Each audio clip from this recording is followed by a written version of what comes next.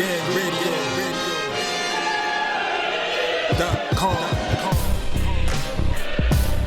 Take over.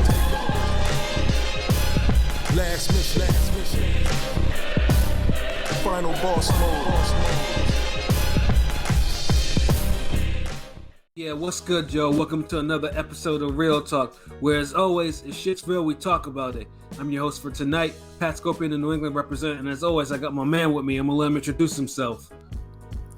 Yo, what it do? Shuttleworth the God, aka the GOAT artist, LB Lauderdale boss, Soul Wars creator, Ring Gang Radio.com in the building.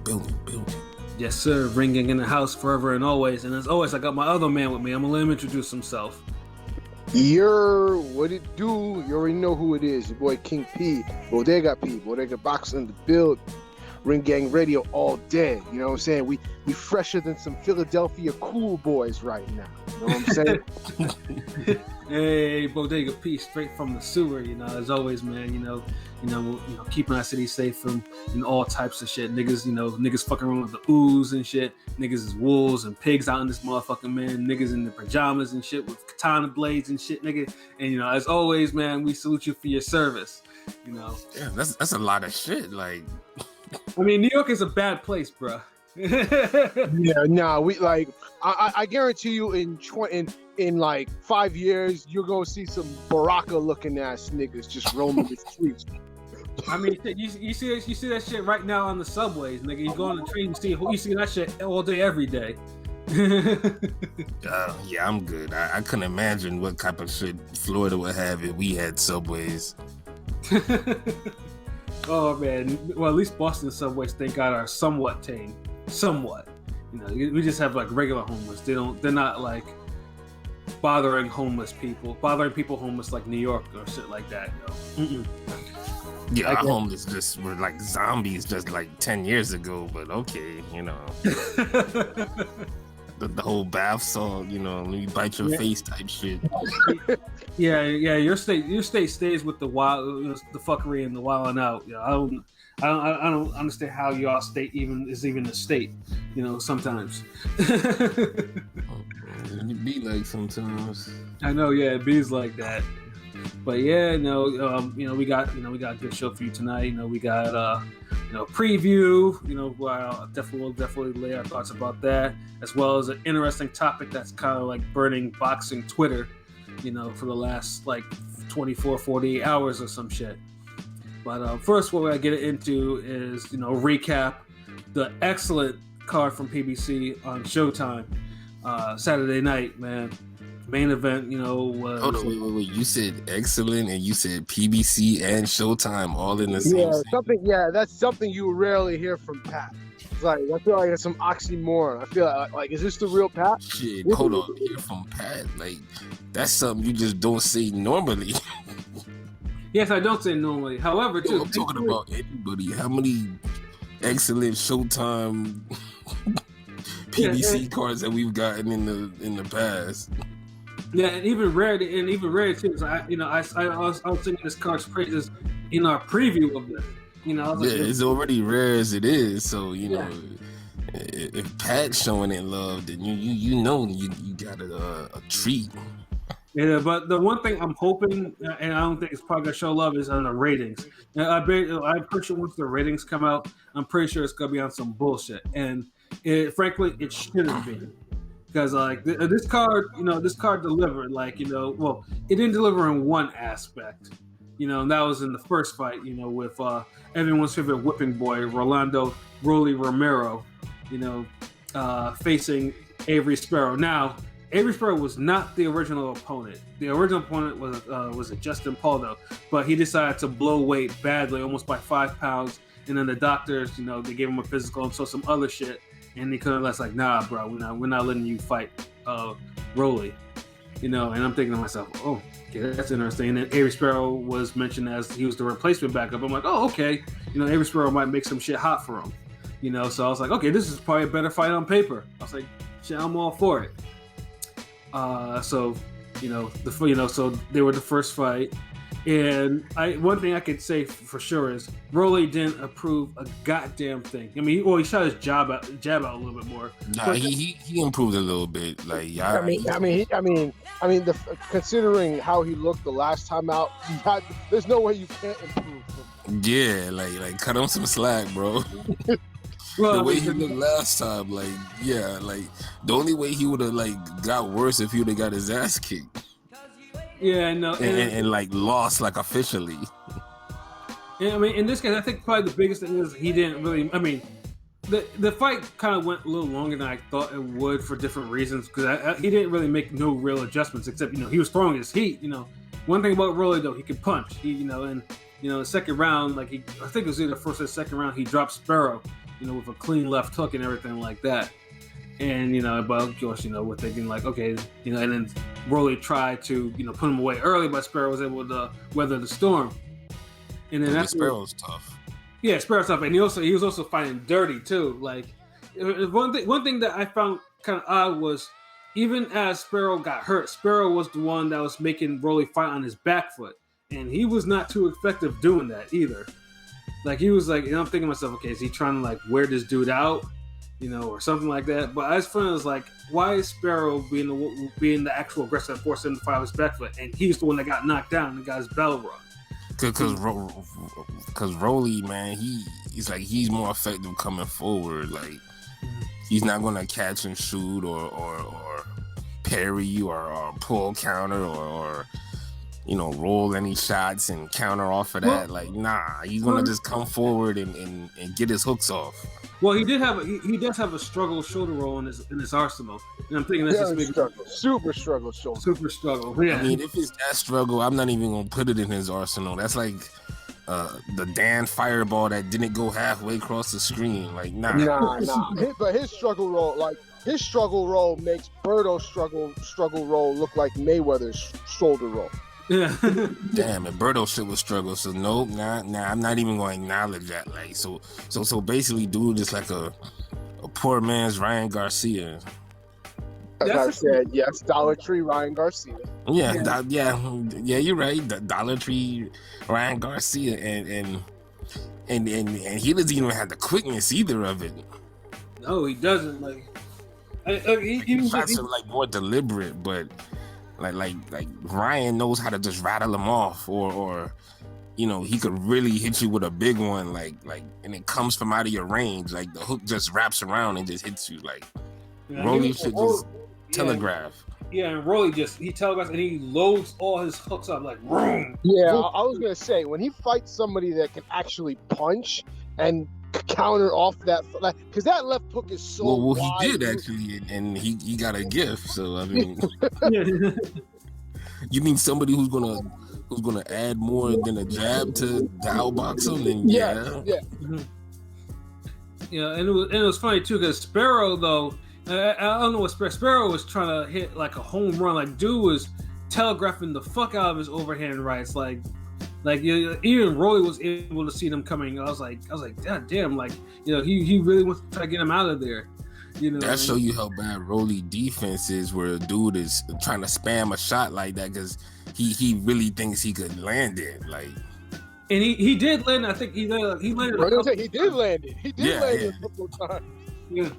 But for the amount, how hard he tried to throw it, that's just supposed to hit every 1 out of 3 shots type of connect. It remind me of that I think was it Nate Campbell and Martinez. It was a fight on NBC, and it's Nate Campbell was struggling, but was he was really trying to land that right hand of his. The whole fight was so it was just somebody just damn, I gotta get this one punch off. So yeah, that's how this shit looked with the hook for Rolly. But he improved slightly. Yeah, but and it's funny too because that fight got dirtier and dirtier, and I think I know the referee was on some bullshit though. I think he took 2 points or some shit away from a foul for an intentional foul. Yeah, he took 2 points away for an intentional low blow, but he was warning Sparrow many times before he did that. So Sparrow was fighting too dirty, so it was gonna come eventually. Yeah, the first thing with Sparrow though is like, I mean, he said he was training for this shit, but just the way he looked, like he definitely didn't look sharp. Like he didn't look too sharp. You know, I mean. Yeah, I think he was just like losing, like he was training to make weight, like or to stay around weight.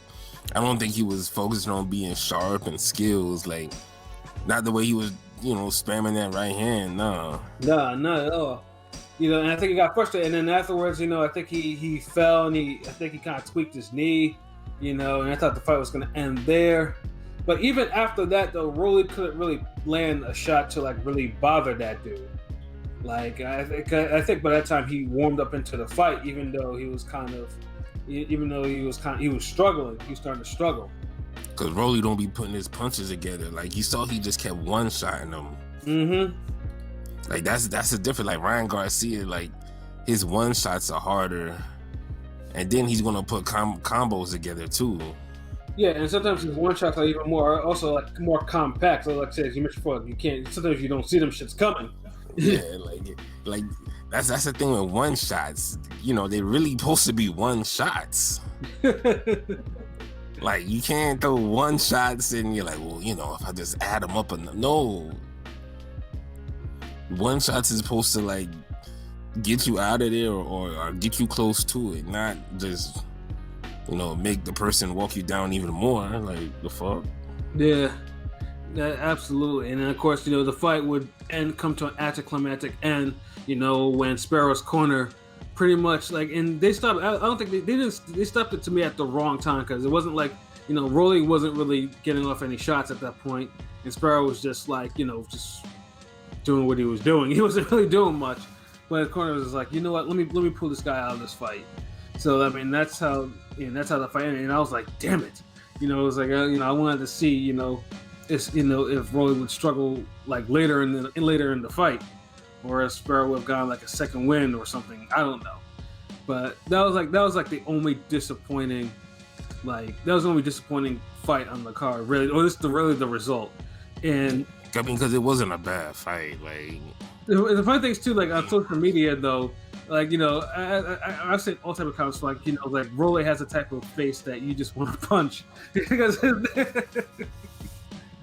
Like Rolly, and of course he was going off. It's like Rolly can't box, but Rolly can punch. Like he was going off about that shit, on camera, So yeah, I think Rolly's taking some notes from Floyd, and being the villain. Yeah, I was gonna say, fuck the looks he keep making. Yeah, I was gonna say, you said, Rolly has a face you could punch. He has a fucking mouth you could punch. Like that fucking, like he just be like, he's annoying. Like, he's super annoying because he does it. He talks cash shit, and then of course you had like you had the boxers, Well, broke niggas shouldn't be talking cash shit. The fuck, you ain't got no cash. Facts. In the whole but it just slipped my mind. Pat had mentioned it earlier about Rolly. I can't remember it now. So the comment, yeah, the comment, or how he fights, or it was something about Floyd, or it was. Oh yeah, taking notes from Floyd and being the villain. Oh yeah, the villain shit. Yeah, like. The villain role ain't for everybody. Like, like people don't understand. Like, you could be a villain or you could be an asshole. Like, there's differences. Like, like you see, because sometimes you got villains that are likable that people tune in to see a villain. Like Rolly, I don't get villain from him. I don't get heel bad guy. He just comes off as a spoiled kid that just annoys you. He does. He doesn't. And it's just funny too because his fellow boxers don't like him. Like people in his camp. I mean, he's doing something right. Most of boxing doesn't like him. So. And the funny thing is too is I actually saw tweets from certified blue check people. And remember, is Rolando supposed to be like tough and difficult? Like, what is tough and difficult about Rolly? Like he doesn't look unbeatable.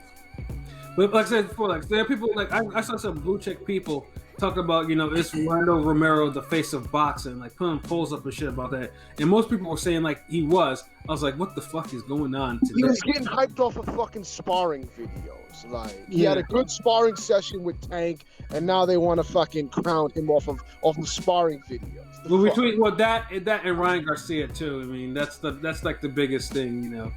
Dude, just like I don't be hearing nothing about this guy until he fights.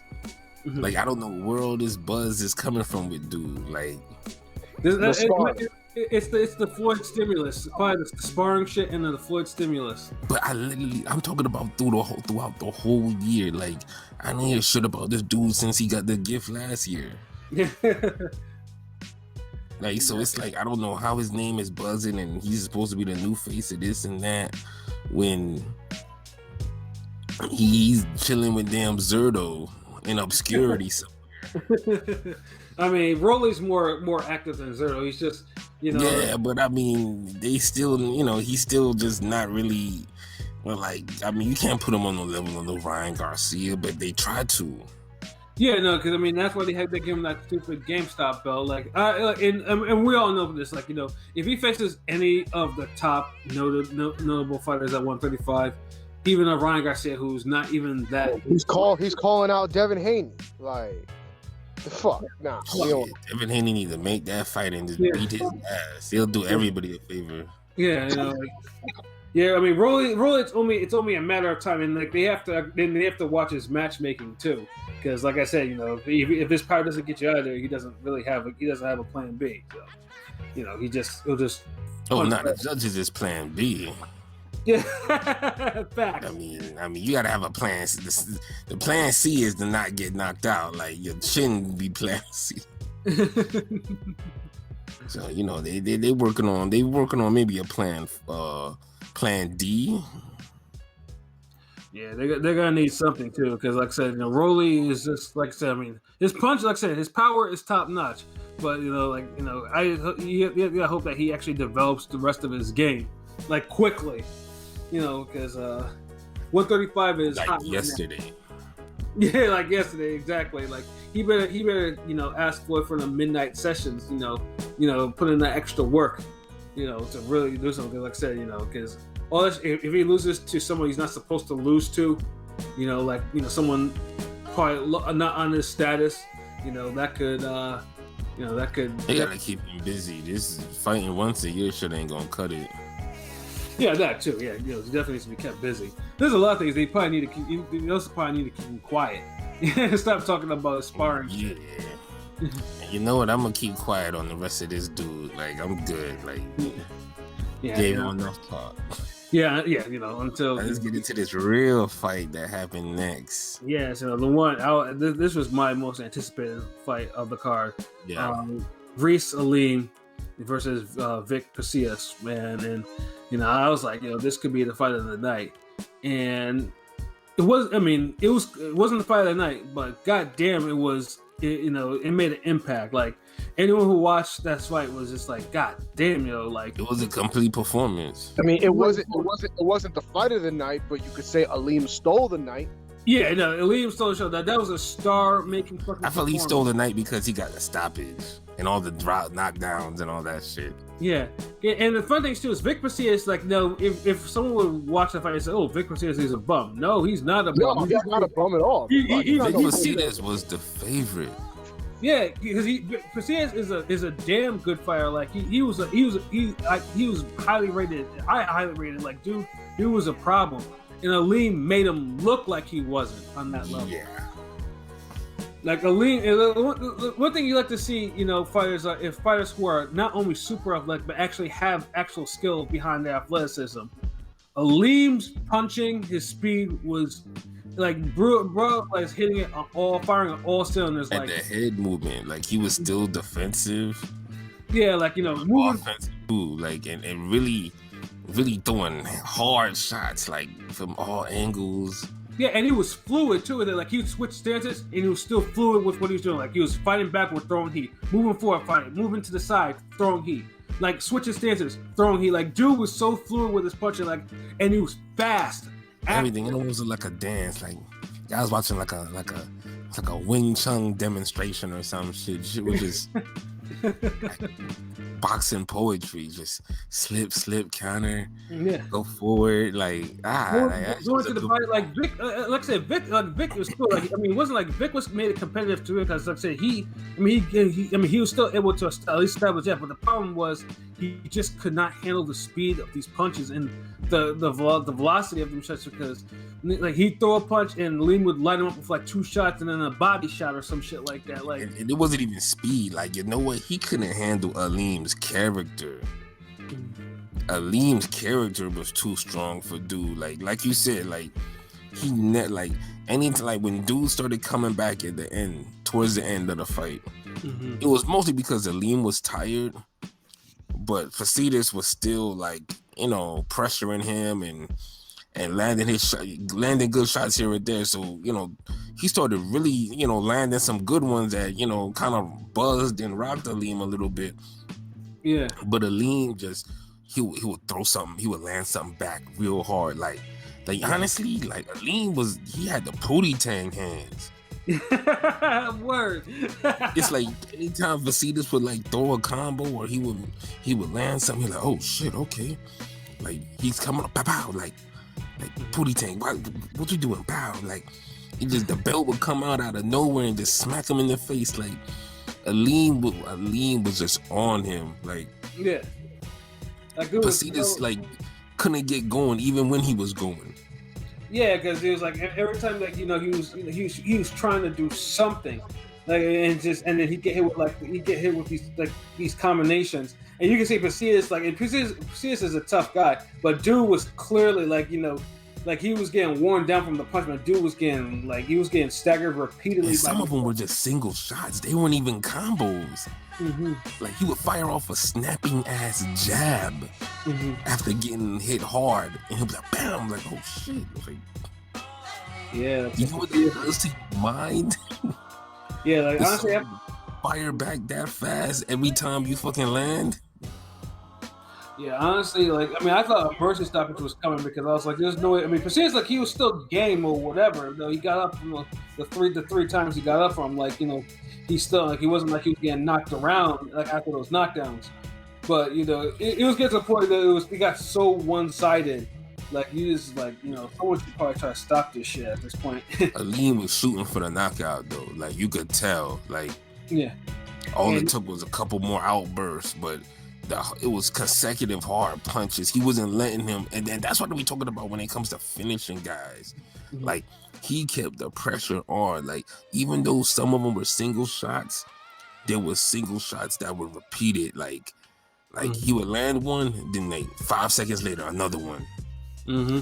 Yeah, his hands were always like there was very few lulls in that fight for him at least. Like if there was, it's just because he had to catch his wind again. Yeah, which he did because at the end you could tell like he was getting winded, but that just show how strong his character is to get winded, take a few hard shots that some guys would have folded and fucked it up right there. Mm-hmm. He battled through that shit and still went and forced the knockout. Like I ain't gonna lie, I was like, get the knockout. Yeah, and it was a right hand like that stopped him, like knocked him out standing, and then another shot that put him on the canvas face first, and then the ref was like, yeah, that's it, And Pasilla still got his ass up though after that though. Yeah. But tough like that. That was a star-making performance. Like I was like, yo, this dude is gonna be a pro. Like when I saw him on the last card. I thought he was gonna be a pro. I thought when on the other card where he impressed me the last card, like but this one was just like, yo, this dude is a serious. This dude is a player I want to too. I was like, dude, I mean, he'll probably take away anyone's belt at that fucking division. Yeah, he's definitely a dangerous fighter. He has too many things to deal with, like the length, the speed, the head movement, the power. Is it just me? Maybe it's just me, but does Aleem kind of reminds me? I don't know. Maybe this is the right comparison, but like he reminds me of a smaller, like younger James Kirkland. bit. Like certain things. I don't know. I don't know. Kirkland was never. Wow, see that. I mean, it depends on the ferocity of the punch, but Kirkland was never as fluid as Aleem was punching. Just like just the power and the determination, like the things that LB mentioned, kind of like a little bit, like not exactly like Kirkland, but like similar. It's like some similar. I see what you're saying. Like he employs like that the same type of determination and power, like cause he almost kind of carried dude fast, but he wasn't swarming him. It was more like aggressive power boxing. Yep. Which in a way Kirkland kind of employs, but more swarming. It's just done in a different way, but I see like a little bit of a similarity. That's why I mentioned. But either way, dude's gonna be a problem for anybody in the division. Yeah, there's no. I don't see anyone that's gonna be able to deal with him easily. Like, you know, like I mean, I know this was an interim. I mean, this was another interim GameStop belt that he held. But like, God, I'm tired of hearing fucking interim belts. Yeah, me too, nigga. Me too. Interim belt now. Yeah, interim, regular. Yeah, I don't want to hear none of that shit. Yeah, you know. Yeah. Jeez. Yes, you know. Send him after a legit world champion. He'll probably come away with a legitimate belt. Yeah, and perhaps maybe by stoppage. Yeah, and then he's gonna go like he impressed me like. Mm-hmm. The type of impressed like I was is like up there when I saw Crawford beat up Prescott. No, yeah. Like I'm just trying to think back to like you know performances where you're like, oh wow, yeah. Wow, LB said something nice about Crawford. Yeah, I mean after I stepped out the fucking hot tub time machine, shit. I had to go back to like what 2012. I mean, so I mean, like I'm just talking about, like you know those performances where you're like, okay, that guy, they're on it. Like everybody has one. Mm-hmm. I think Triple G had the Proroska. I think for me, it was for Triple G. It was the Martin Murray fight because Martin Murray was a tough guy, and Triple G like kind of took him apart, like systematically took him apart. You know. I mean, I know. Yeah, but I remember some of these niggas was like, man, Martin Murray was landing on Golovkin, and the fight went 11 rounds. Like, yeah, he beat him to death, nigga. Yeah, exactly. That's the only time Murray's actually been stopped. Still. Yeah. Like you're right. That's another like.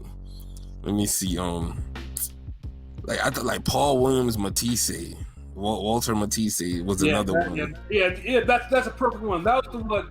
You know, and that was some random shit too. And I was like, I was like so impressed. I was like, yo, who the fuck is this with this fucking work rate? This tall nigga man throwing this type of heat at niggas, man. You know, and still push for the knock. Yeah. Character, man, that's good. Yeah. They're like Aleem. Like I hope for a long career for this dude. Like I mean, I hope PBC like has his ass back by like late spring or some shit like that. Yeah, word. Like we need to see more of him. Like dude. Like I haven't really got a chance. Like damn, who's like you know how you feel like damn that's my new favorite boxer. Like Aleem is officially my new favorite boxer. Like yeah. Yeah, like he's definitely one of my new favorite boxers too. Like I mean, yeah, that dude is a talent. Like that's I mean that's pure talent right there, man. Like you know, yeah. Once I wish I put more on the KO, man. Man, I wish I was able to go to this fucking fight. I can't stand it in Connecticut. I can't go to this shit like this. It's fucking ridiculous. You know, but Lee, man, and it's not nothing. I'm not taking nothing away from Pasillas. Pasillas still fought good. He just, like I said, it just wasn't enough for someone like Aleem. Aleem was just on. Yeah, Aleem is just on. Yeah, another level. You know. Yeah, it's like Pasillas, because Pasillas himself will be a problem for other super bantams. Like he's not. I mean, like he's not going anywhere. Yeah, like, unless he lost something from this fight. Because one thing I'll say is this: Pasillas took a lot of hard punches. He did. Like for as He game as he took some was, real punishment. yeah, clean punch, like snappy, hard punches, like Mm-hmm. thudding, like, woof, like I don't know, like he shouldn't be fighting until summer start, yo. Yeah, I mean, he's probably Agreed. yeah, he's probably getting like the 90 day layoff at least from the commission. Because that first knockdown was like ooh. Yeah, that first knockdown, like that dude was just like, he was like, "What the fuck did I just get hit with?"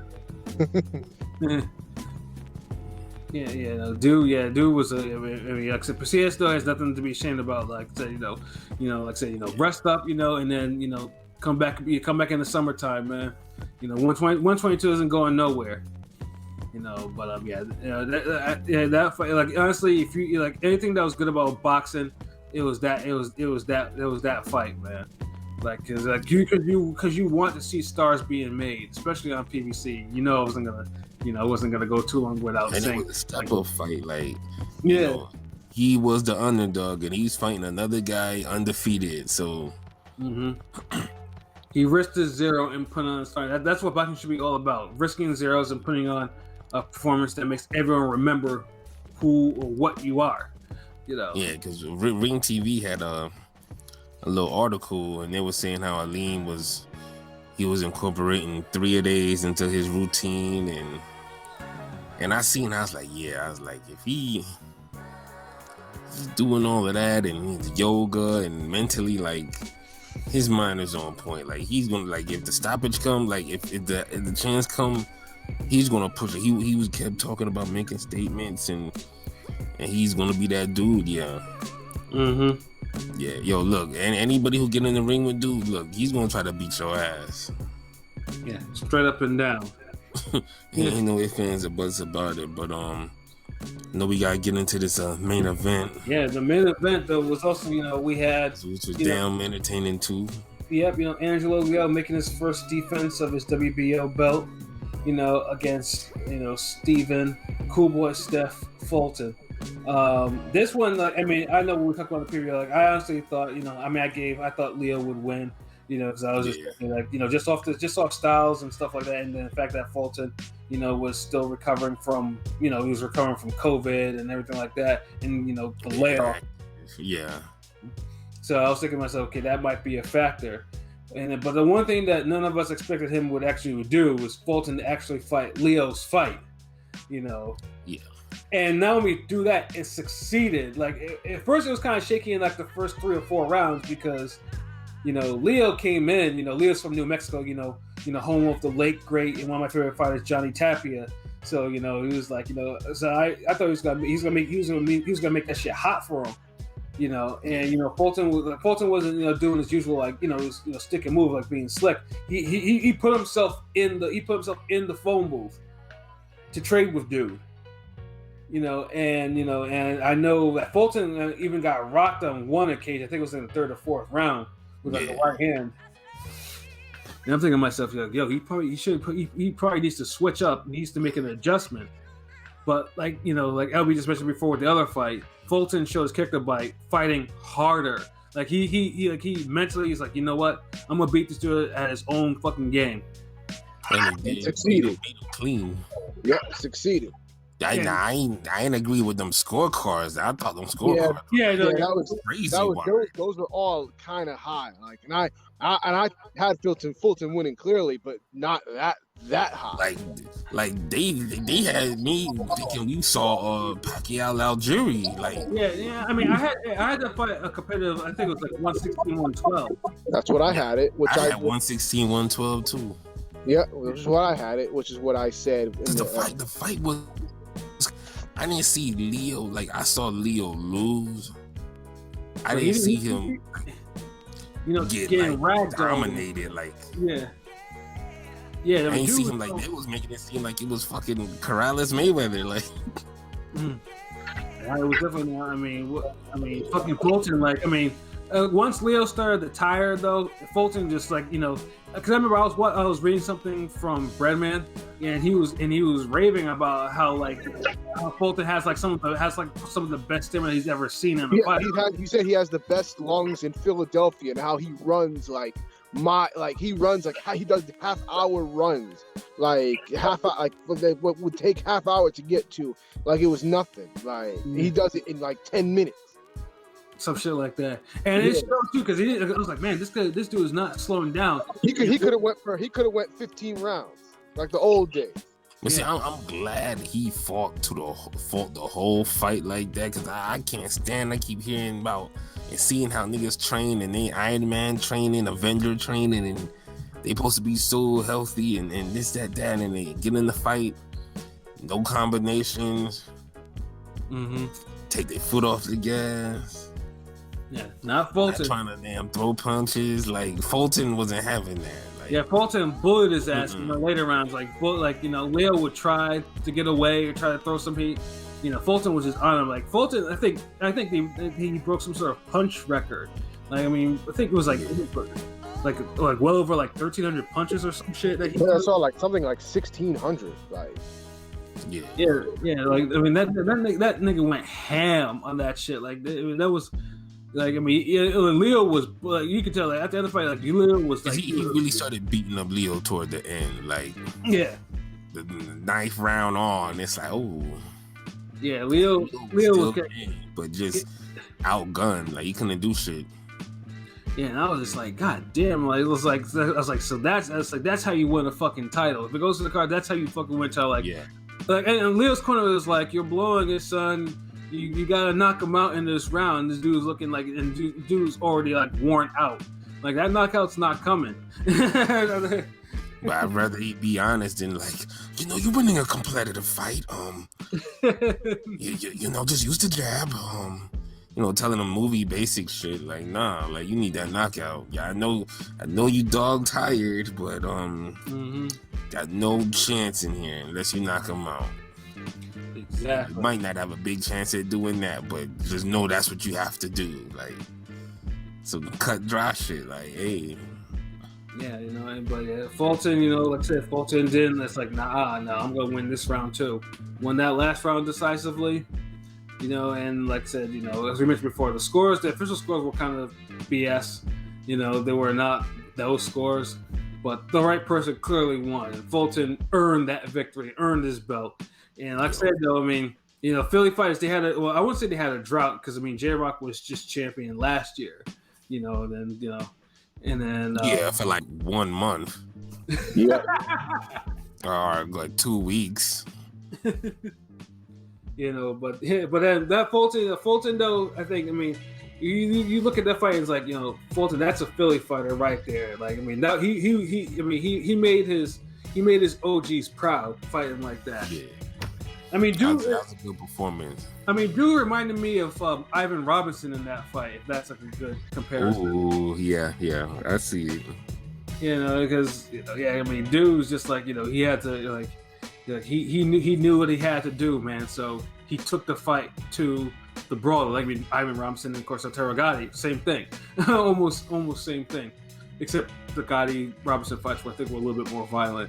A little bit, dude, they were fight of the year. It's yeah. This is a good fight, but Leo didn't land enough big shots to really say this was a fight like Robinson Gotti. Right. Not after the fifth round. In the first half, Leo was landing, but I thought he won the first 2 rounds.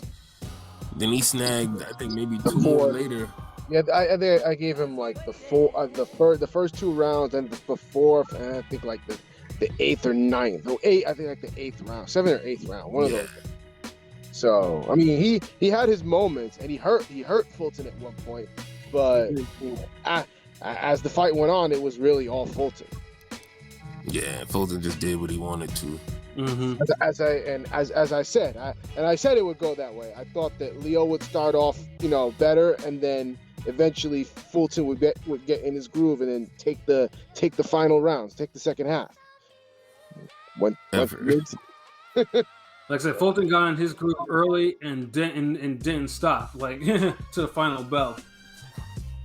And yeah, and like I said, that was another outstanding performance by Fulton. Now he's officially one of the champions at 122. So now it's going to be like, okay, we have, and the Showtime listed all of the 122 fights. Like I said, 122 right now is a hot division right now. So I know before, we've heard that PBC is doing an unofficial 122 tournament. So, I know, like, I definitely want to see Aleem and Fulton maybe next. I want to see Aleem fight for a title. There's a lot of ways we can go with the next fights, which should be interesting. I mean, you may as well just break out the poll if that's the case. That's what I was going to do. Like, you come on, LB. you knew I was going there. Yes, we did a poll on Sunday because we always do the best polls. You know what it is. The poll was, who would you like to see Stephen Fulton face next? And the 4 choices were Danny Roman, Rais Aleem, the Neri Figueroa winner, or MJ Akhmadaliev. I can never say his name right, so it is what it is. But and we got 27 votes, and 37% say that they want Fulton to face the Neri Figueroa winner, closely followed by Aleem at 30%. So it's a close between those two, the Neri Figueroa winner or Aleem. I think it should be Aleem. Yeah, I don't know how anybody wants to see anybody else but Aleem. Yeah, I think because right now, because 122 now has like fighters in their actual prime, especially now you have 2 fighters like Fulton and Aleem probably at the peak of their actual powers. So yeah, Neri's been looking like trash.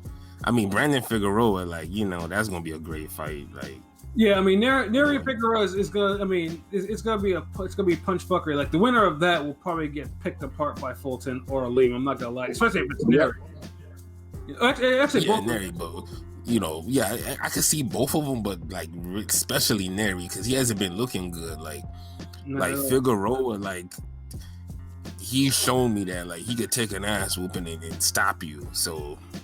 But he's just like his brother though. He doesn't know the meaning of fucking defense. Yeah, I was gonna say, but that won't be the problem with him against Fulton. The problem with him against Fulton is he'll get boxed the shit out. Or Aleem will probably have a field day hitting that cat. Yeah. And they're gonna be hitting him a lot harder than Izzy's nephew. Yeah. who I thought was hitting him hard and piecing him up too. So Yeah, 122 is a fucking gold man. A fight like this needs to be put on a big card. In fact, I was complaining that this card should be on Fox. Like this is the type of shit that should be on Fox on free TV. Yeah, 122 is heating up. That's a fire little division we got here. Yeah, like this got some bouts. They need to just promote them more. Well, one thing I gotta say about the Showtime card, just to add to it before we leave it alone, the commentary was pretty decent. Like it was. I had no complaints. Shout outs to Raul Marquez for finally getting that promoted spot. That's what I said. It made the most sense. Just give him a promotion. Absolutely, yeah. He held it down. Like I said, the commentary was it was good. It was nice to not to say, "Hey, the commentary is on some bullshit," Well, except for Morrow and his comments. Yeah, and his hip hop comments. Yeah, Morrow, I could deal with it. Like Morrow, that's just Morrow. I don't even mind Mahrez though. I just feel he's dry sometimes. But. Yeah, sometimes he does try to. But he does call the fight. But sometimes you're just like, damn, how many lyrics you gonna fucking recite? Morrow, he's one of those guys like they try too hard sometimes. But if you just let him just chill and be cool, he'll bring about his presence and his skills naturally. Yeah, I mean, I said Mahrez, but yeah, Morrow too is kind of. But what the thing with Morrow is, I've already I go into the to the card knowing he's gonna make his stupid, cringy references, but hip hop and his just current events. And once I realize that, I'm gonna he's gonna get his shit in, pause, and then he's gonna call the fight. So I deal with it. Yeah. Mm-hmm. I'd rather deal with that than fucking Chris Scanix.